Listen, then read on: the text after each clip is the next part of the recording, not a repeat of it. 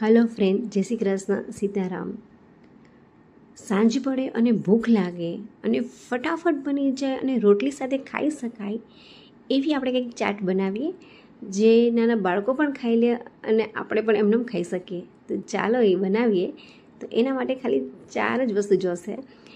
ડુંગળી છે, માંડવીના બી છે, ટમેટાં છે અને એક મરચું નંગ છે અને લીંબુ છે.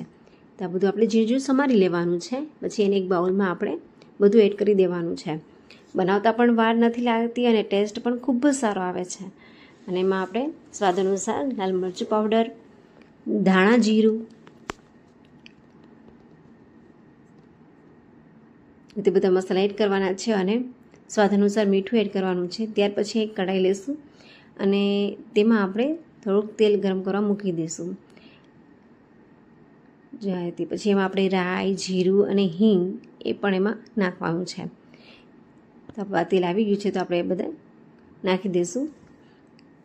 તમે આ બનાવશો ને તો સાંજ પણ વરસાદ હોય અને આપણે બહુ જ ભૂખ લાગી હોય તો તમે આ ટેસ્ટ પણ બહુ જ સારો આવશે અને જરૂરથી બનાવજો આ રીતે.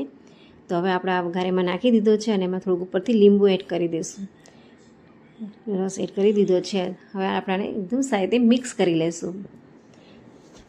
ચટાકેદાર એકદમ, જ્યારે તમે ભેળ ખાતા હોય ને તો ખાતા જ રહે એવું લાગશે. તો ઉપરથી આપણે કોથમરી સજાવટ માટે તો મારી પાસે રોટલીમાં આપણે એને લઈ અને ખાશું અને કેટલી રોટલી ખવાઈ જશે ખબર જ નહીં પડે.